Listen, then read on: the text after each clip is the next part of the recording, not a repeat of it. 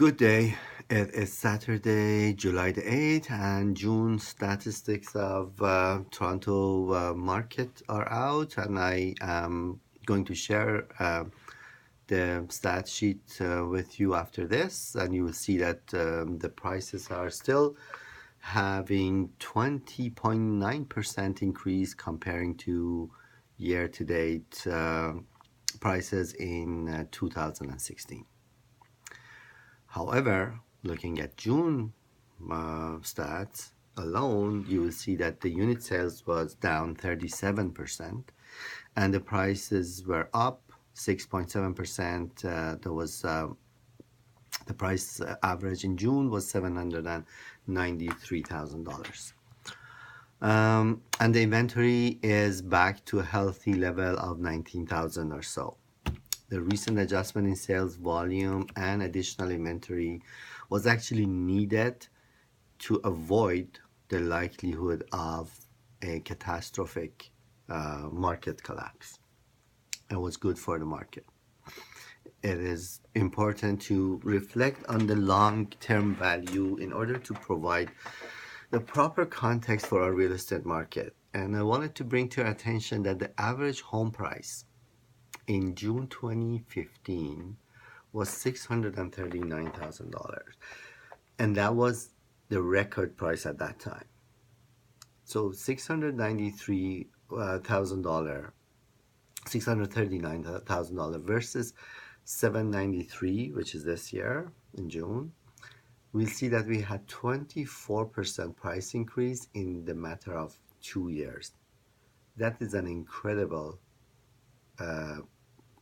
rate of growth in price, 12% per year average.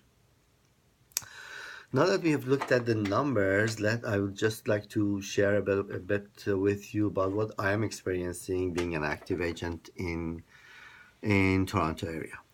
What I see here is that there are still a considerable number of sellers that are in the market, and they have not accepted the reality that we had already reached the peak in March, and it's almost impossible for them to get the March prices. But they are still in the market and hoping that they can get those prices. These kind of sellers, if they wanted to sell, they either have to, if they wanted to sell, they have to adjust the price, or they will eventually come off the market because they can't get the price that they were expecting to get.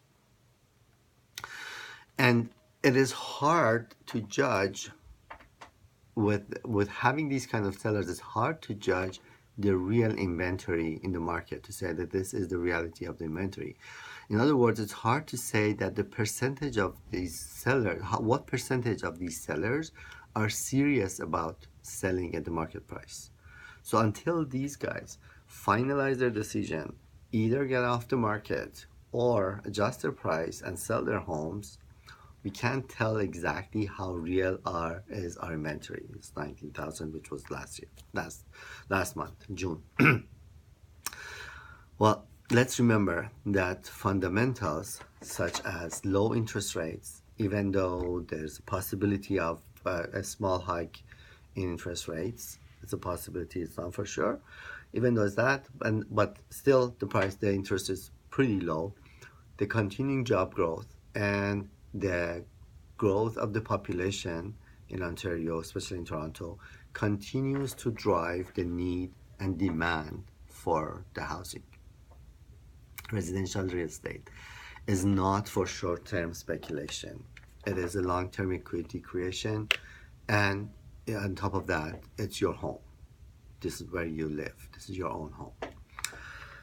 So this was what I wanted to share with you. And before I complete the communication tonight, I just want to say something to be clear about this video and sharing these stats and everything with you. I'm an active realtor in this market, and meaning that I am out meeting with clients, helping them with the purchase or sale of their property. And I'm not able to sit down and go on and on with debates on proving my point of view here. After all, it's my point of view. I'm not saying it's the truth. Somebody else's point of view might be different, and that's valid too as a point of view.